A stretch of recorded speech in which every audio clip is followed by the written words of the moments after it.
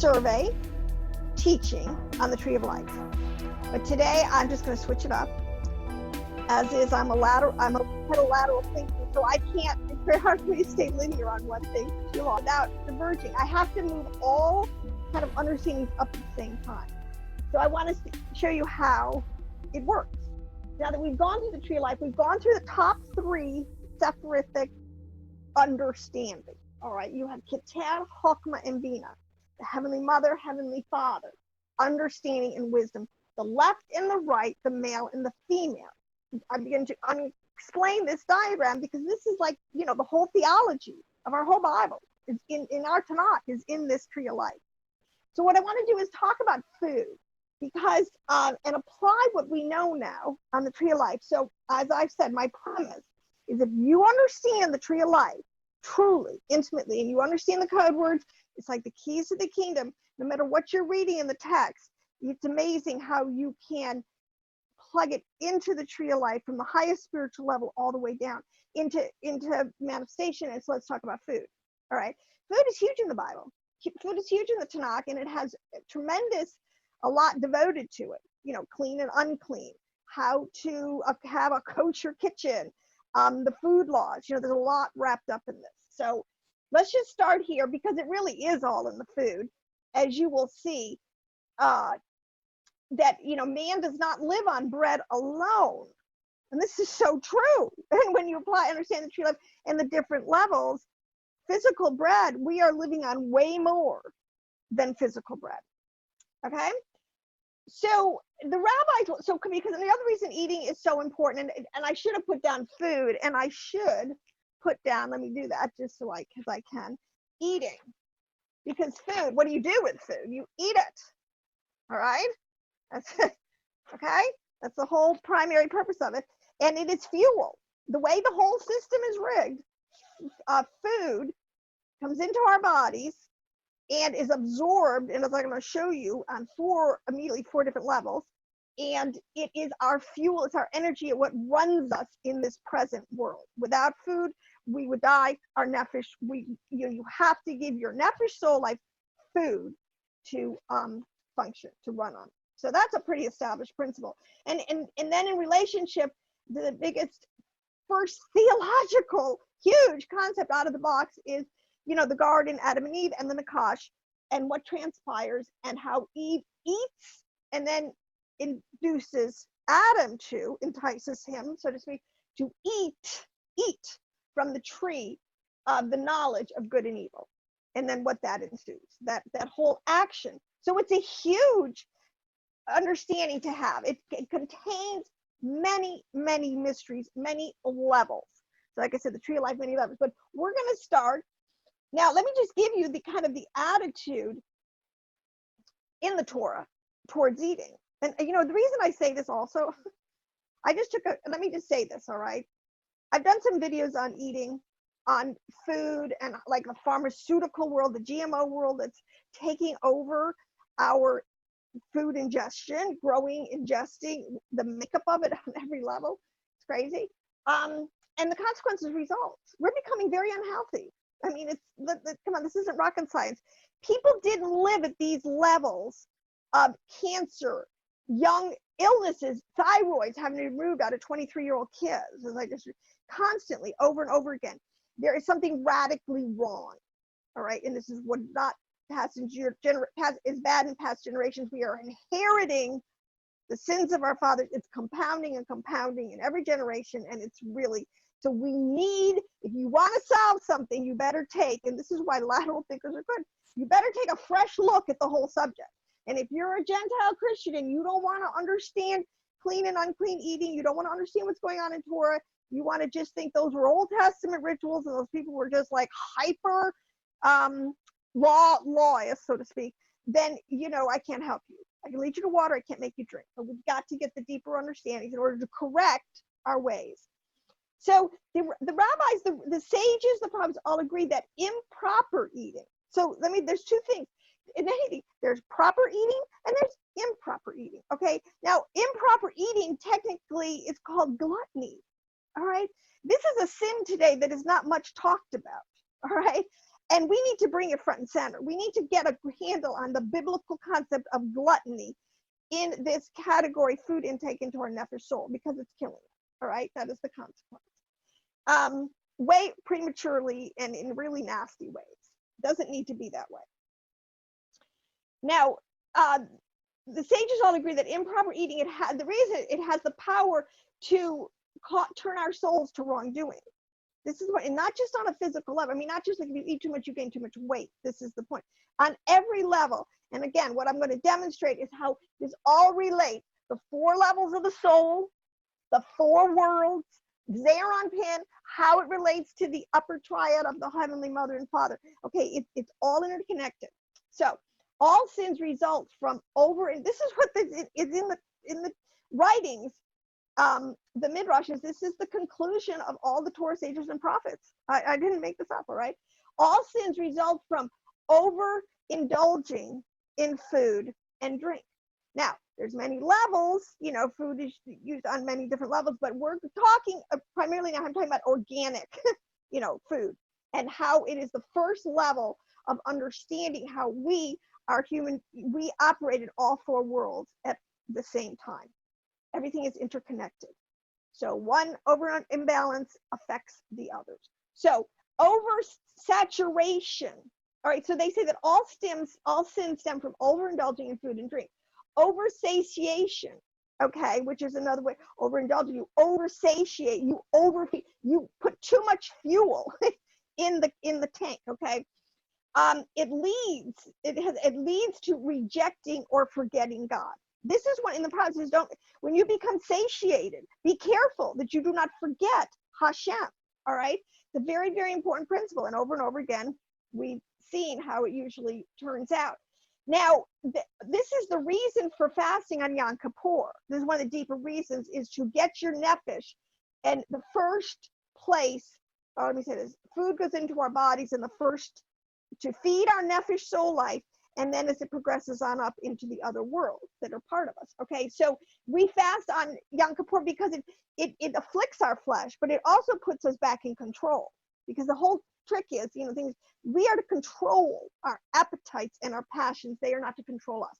Gluttony is the sin of an overindulgence, dominating you, to the point now where many people, there's about, binge eating, and every now is binge watching something, binge eating, overindulging in something. It's just, again, the whole new way.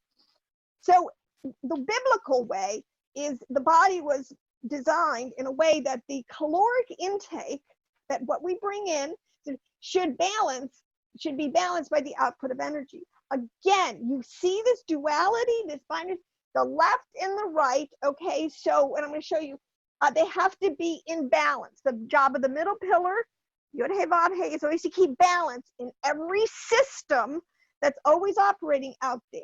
All right, so you should have this equation, and it's true. This is why universally you can always lose weight if you eat less and you exercise more, okay? These laws are not like made up. They follow very specific, observable patterns.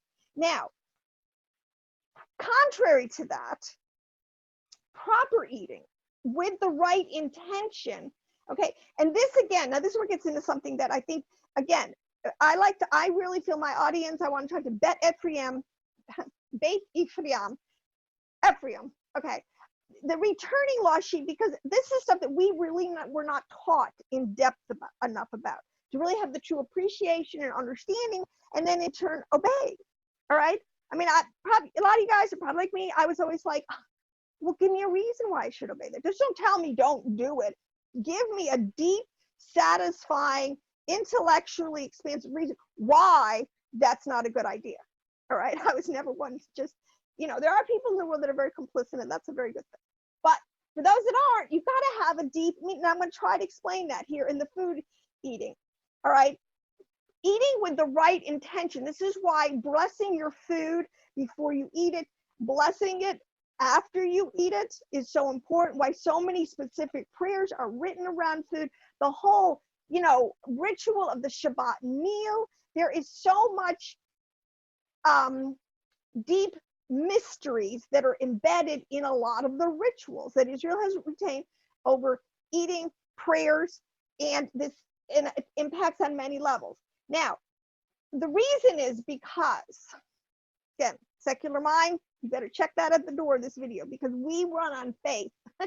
We know there are spiritual worlds. I know there are. I hope you do too, okay? And there are 4 worlds running at all the same time. So not my nefesh soul.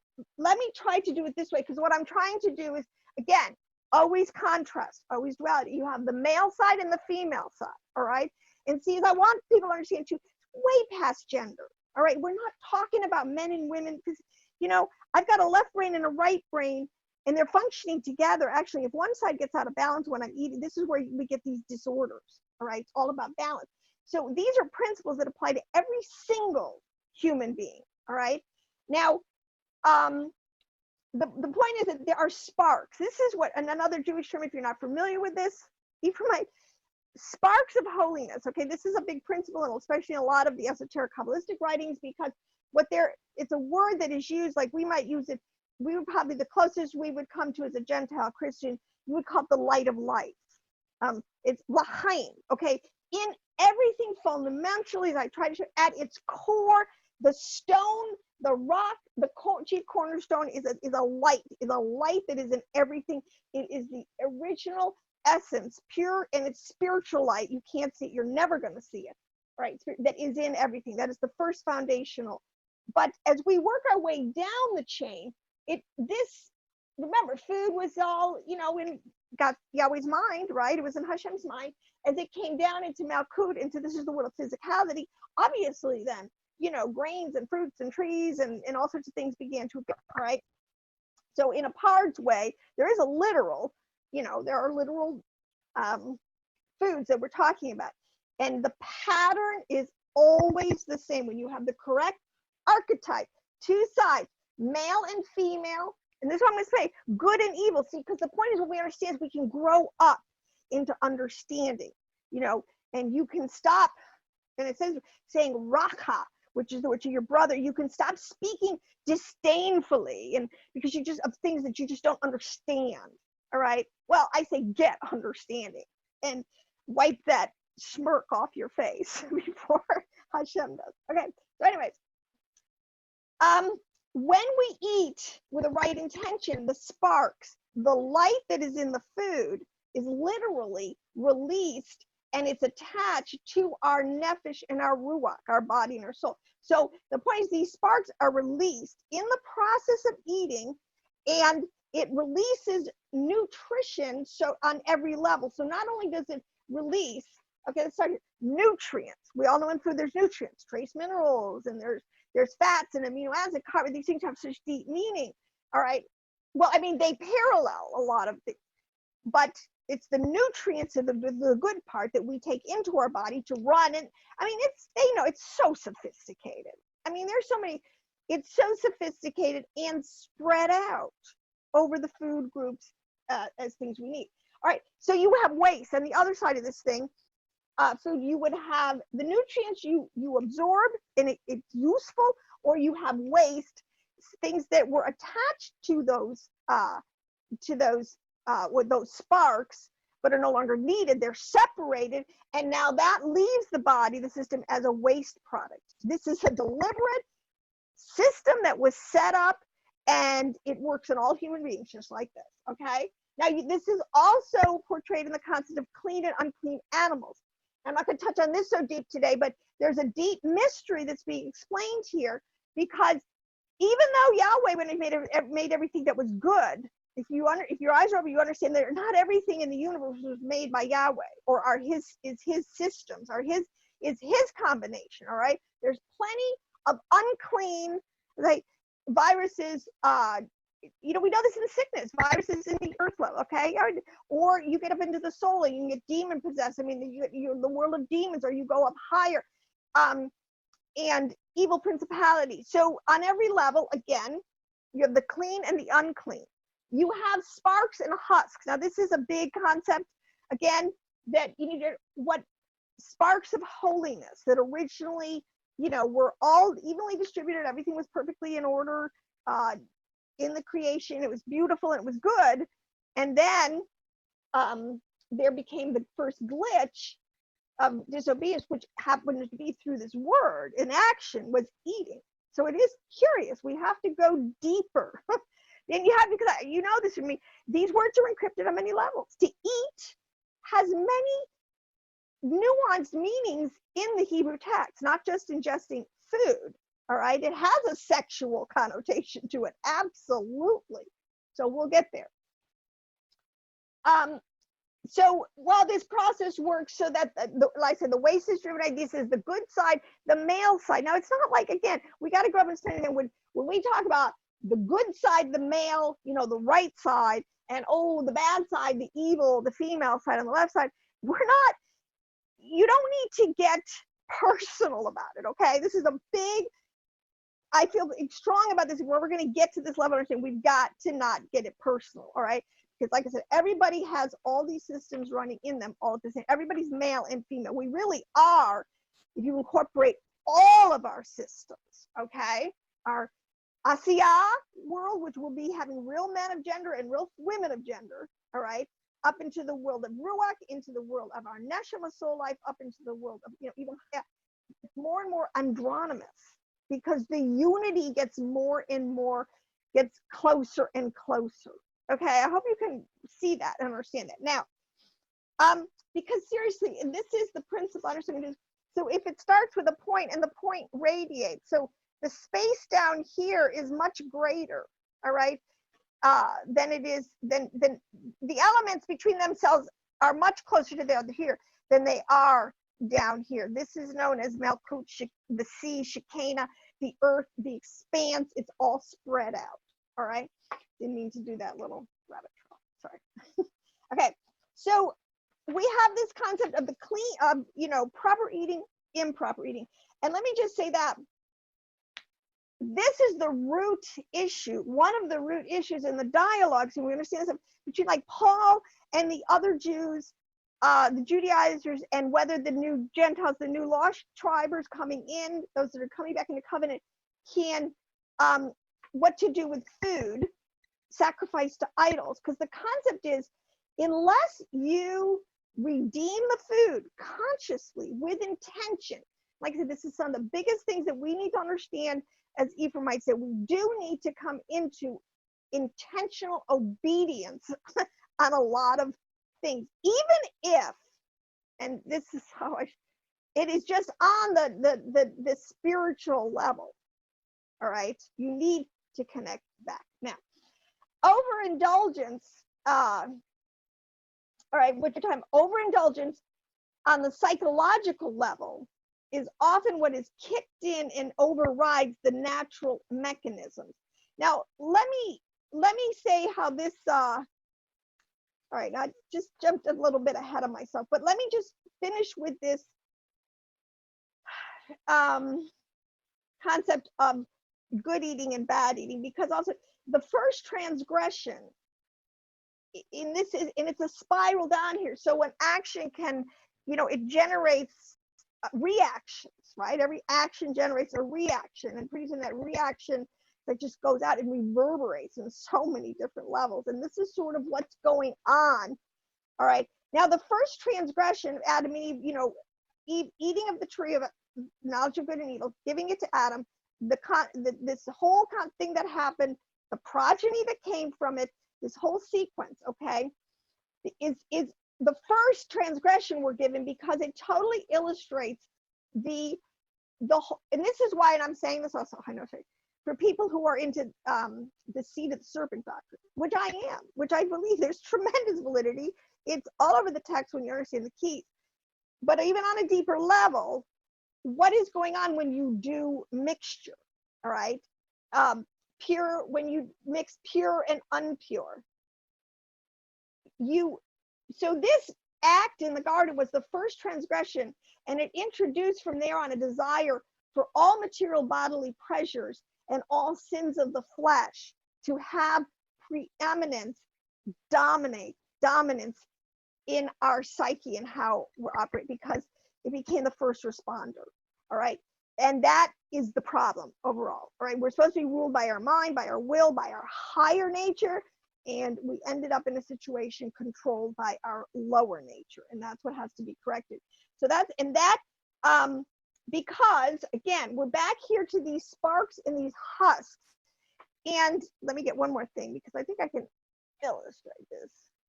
Oh, it's so sad because, all right, so this is a little walnut, right? This is, the Jews use this a lot, the sages of teaching.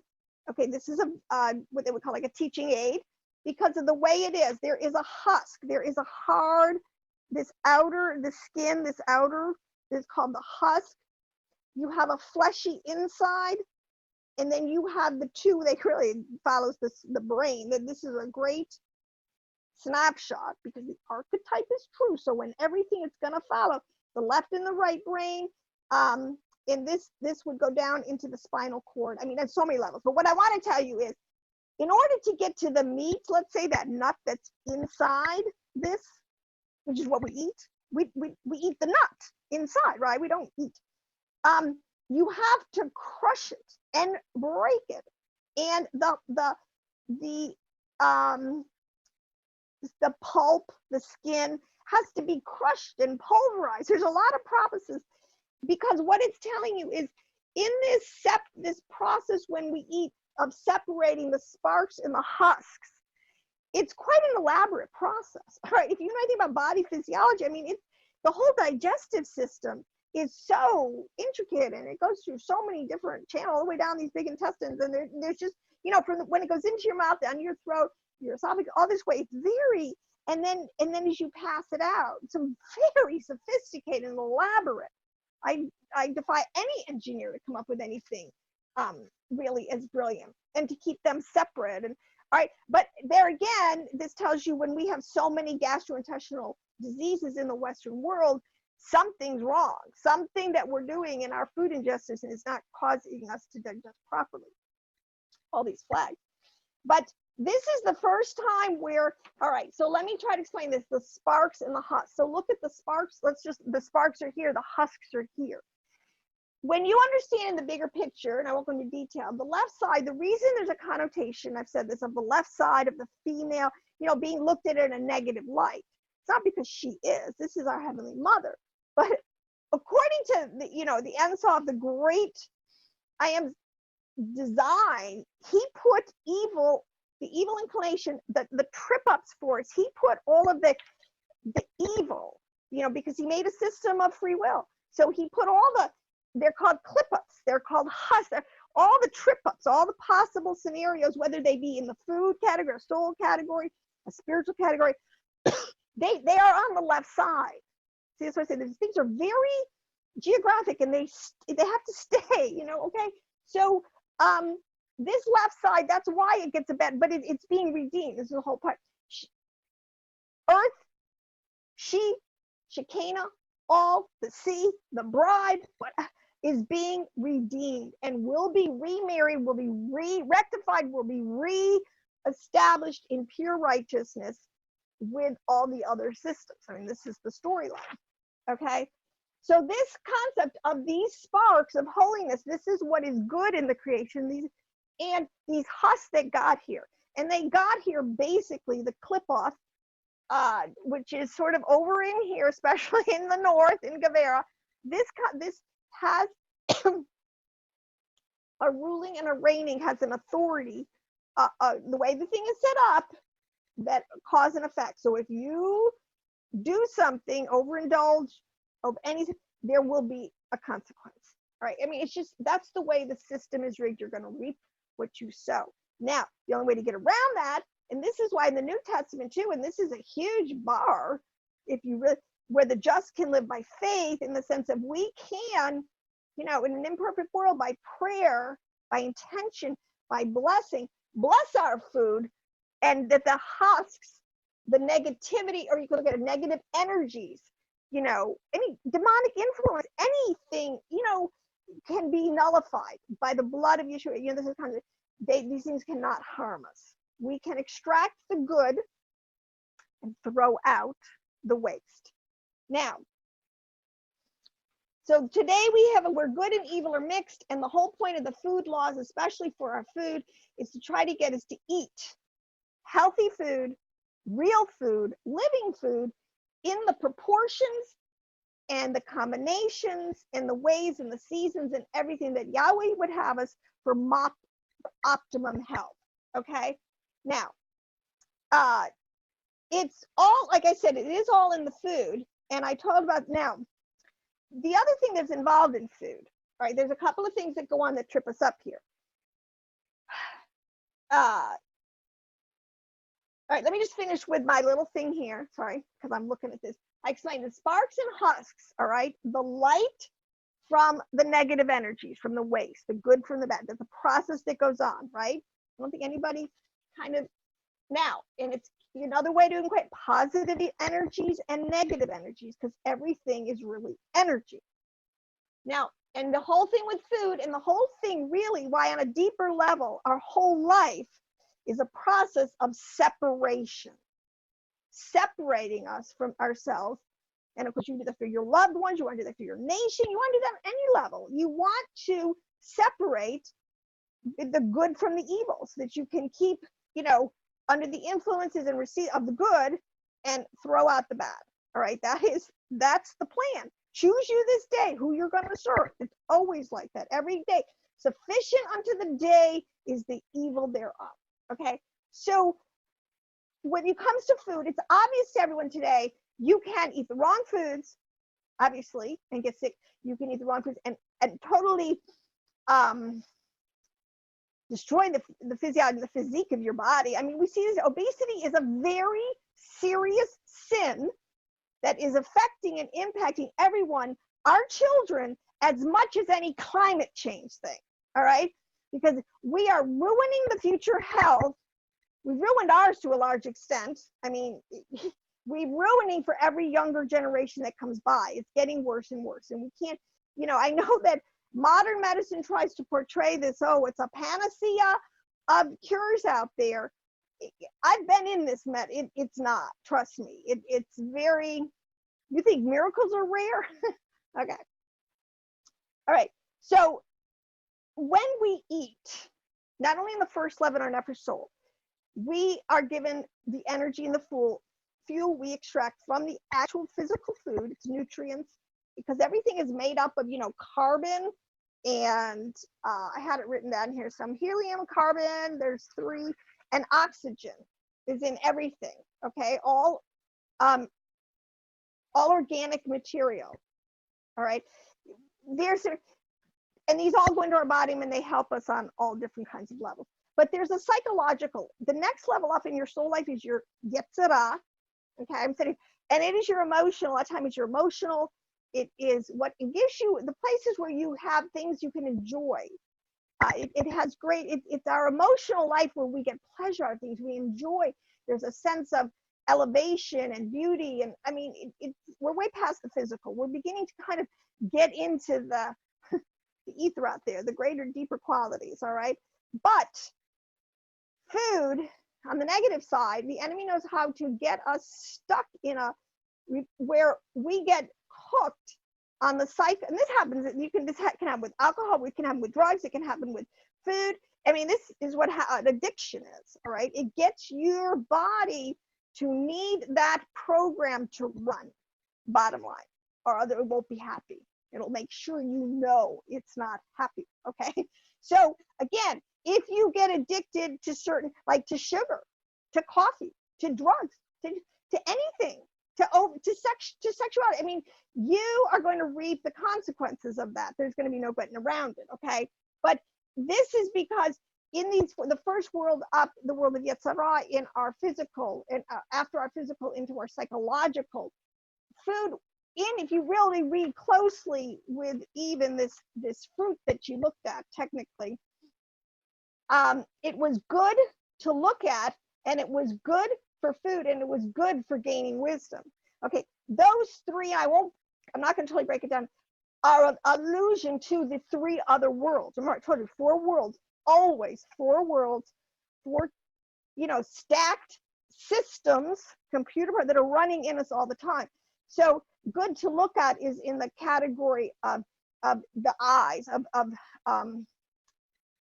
the world of Yetzirah, our emotions. You know, when you look at a beautiful thing, things that you see, and touch and taste and feel, and they give you pleasurable sensation. All right, that along with food. I want to throw this out there because this is what came to me, and I'm not saying that this is 100%. I think it's probably on a level. This is probably very true. And it's also, yes, good for food, right? But it's also good for gaining wisdom. One of the translations, the word for wisdom here, it's not the word hokmah, okay? Because I looked it up. It's the word, I forgot what it is because I didn't write it down, but it's for prospering. It can mean to prosper. And when Yahweh told them to be fruitful and multiply, Eve, I'm sure when she said it for gaining wisdom, for gaining prosperity, for gaining posterity, for gaining children, because the first thing she said is, I have gotten, and I believe the correct word in there should be an angel from Adonai, which is in the Targums. I mean, that's a whole teaching. I've touched on it. Many people have shown this to be a truth. I've got an angel from Adonai, because she knew that she had, the Kosh was an angelic ordered being. Okay, it wasn't your normal, or it was different. She knew that much. It was different from her and Adam. All right, so she had to have known that much. But the point is, I think that this gaining wisdom, because this was one of their main commandments, when they engage in this process with food, with taking in, let me say why it's sexual in the sense, because the concept of food, it's something you take into yourself, all right, and it operates on all your levels of your soul life, your Merkabah, and let's see, on many levels it'll produce fruit. It'll do what it's designed to do. But on one level, what she did produce a child. She came. I mean, there's no getting around that one of the end products, all right? So I want people to see is that this process is way bigger than just having sex and having a child. It's altering and mixing the circuitry all the way from the top through all the different worlds on down. So now everything is contaminated, all right, in this new generation of Cain and Abel that are going to come out. All right, it's so, on many levels, it is so deep, but that is one of the levels where we need to understand it on these heavier, higher levels, what's going on, okay? Because when we eat, we definitely feed the four worlds, and it includes, as I said, the world visible and invisible. Our Yetzirah and our Neshama souls that are inside, you can't see them. They're invisible parts, the invisible parts, the hidden parts, all right? It's all over the text. They're there, but these spiritual and soul parts of us are nourished by the sparks that are in the positive, that is in the food, all right?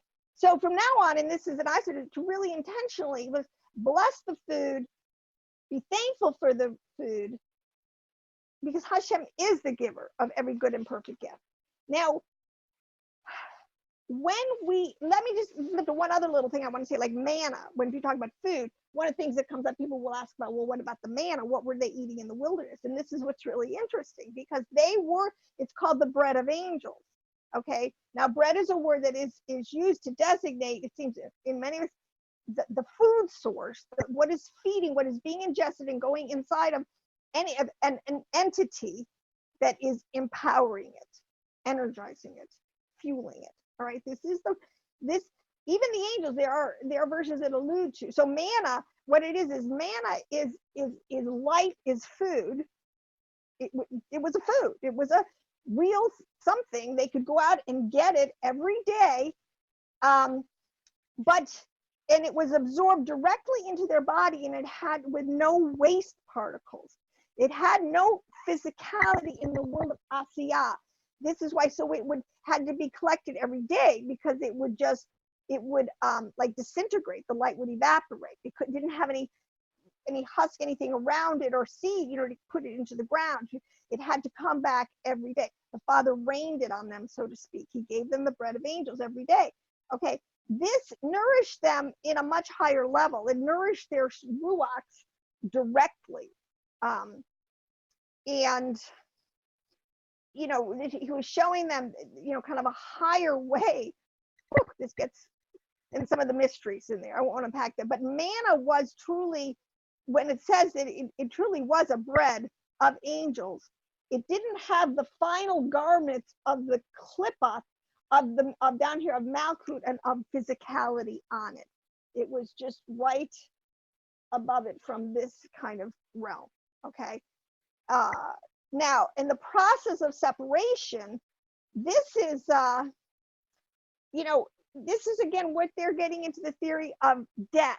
All right, because this world of malchut, world of physicality, this is a big thing that this is where death ultimately is manifesting. And death, in one sense, is a cessation. The laws, the bonds of physics that bind our different four worlds of operating systems in us, it dissolves the bonds so that our, let's say, our ruach and our neshama soul can leave the body. The body will die in the sense of its nutrients, its physicality will go back into the earth. In other words, death on one level is just a huge spin cycle. You can't get out of it, all right?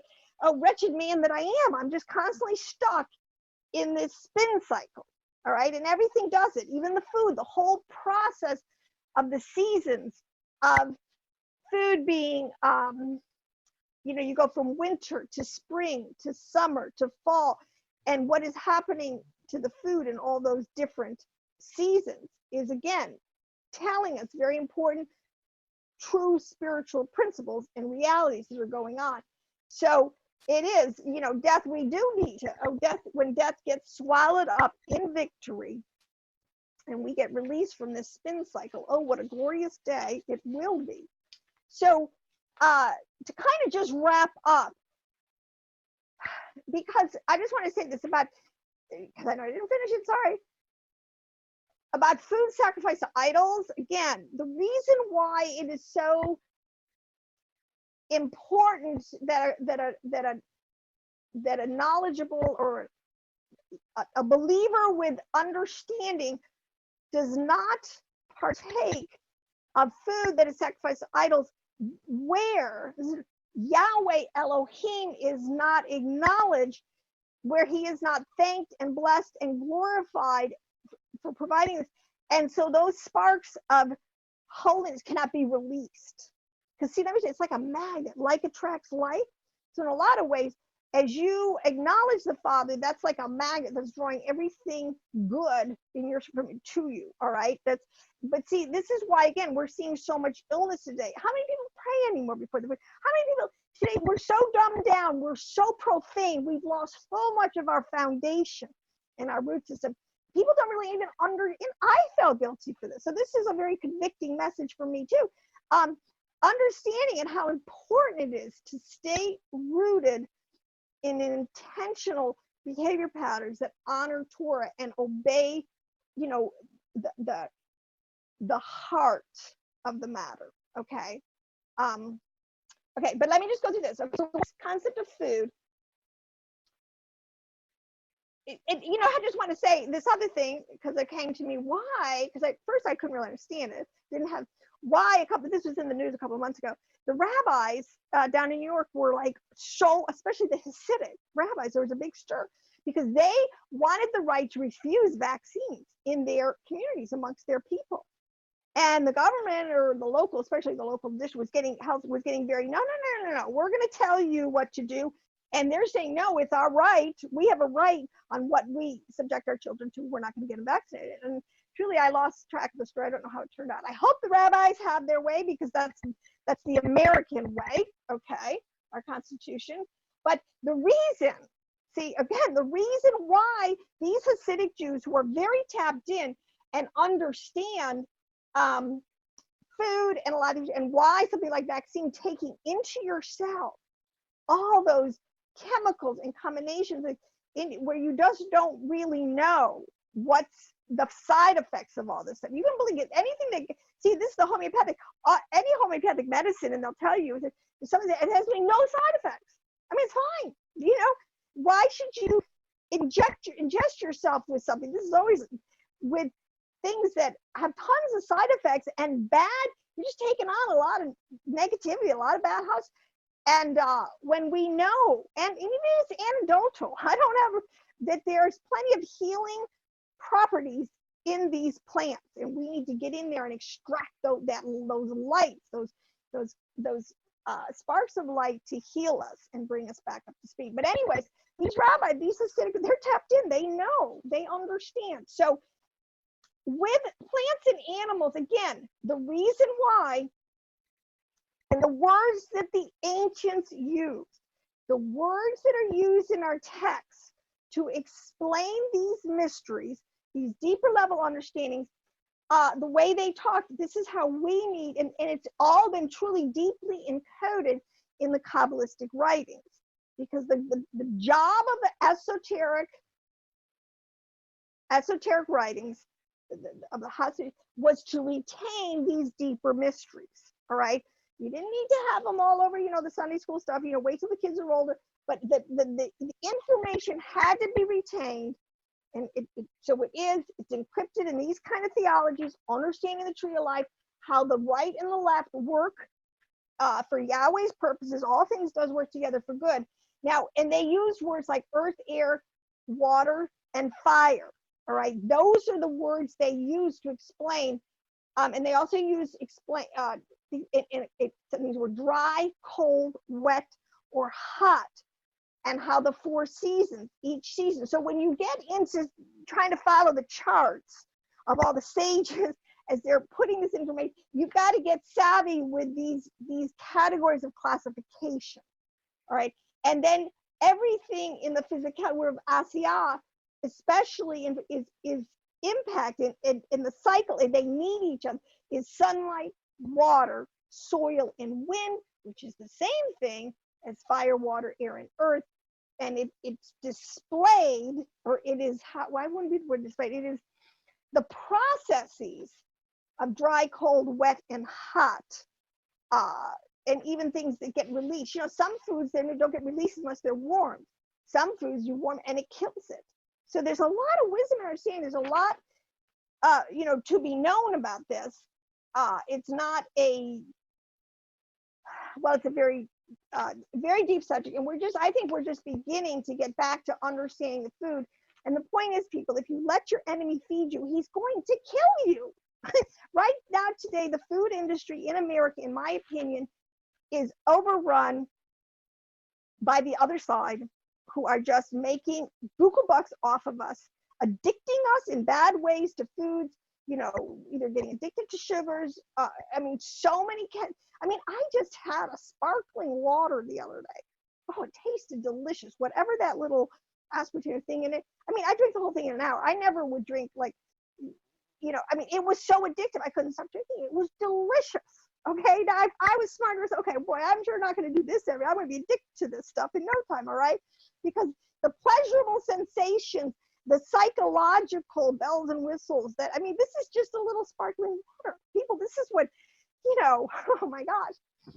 Anyways, but the problem also on the other hand is most of the food that's used in the Western world is over processed, over GMO'd. It's not even real food. It's chemical things thrown together. It's nothing that God grew, that Hashem made. Okay, it has a shelf life of forever. We really have to change it up. I just took a big trip to Europe, my first time really. I spent a lot of time in Rome, and not a lot of time, a couple days in Rome and in Athens. But it struck me. This is, I have to say, so obvious that how diet impacts, because the body types, the physiology between the Romans, Rome and Athens was 100% different. And it had to do with how much carbs and fats and unhealthy eating was going on, mixed in with their food over there. I'll tell you, they're so much healthier. You can tell it's so much more non-GMO. They have so much more respect, it seems, for making sure that their ingredients are real and true. That's why you love the food, all right? We need to, Americans, this food industry is really a problem because, we need a revolution in how our attitude, that we We should not be thinking we go to every week to derive our food from these stores that carry on their shelves foods that is petrochemical at its base a lot, that can sit on the shelf. We need to learn how to be shepherds like our early forebears. We need to learn how to, like, even if it's hard, I don't care. That's what you have to, Adam, it's gonna be a little bit hard to get that food out of the soil for you. Okay, we always want to go the easy route. Oh, let somebody just feed us this sweet, tasty, addictive little combo that'll, satisfy me for a little bit. No, we need to do the work. All right, ergon. Salvation there's a lot of work. Work out your own salvation. And part of the salvation is keeping your body healthy, strong, useful to Hashem, not falling susceptible to these degenerative diseases. And I'll tell you what, if we would all come together and call upon the name of Yahweh and repent of our sins, he would hear and answer us from heaven, and we would get some astounding and amazing results very fast. So on that note, I hope you enjoyed this. Shalom, blessings, and we'll be back with the Sefirot of Hesed. Hashem, he is our Elohim of love, of loving kindness. And that's what we'll pick up next.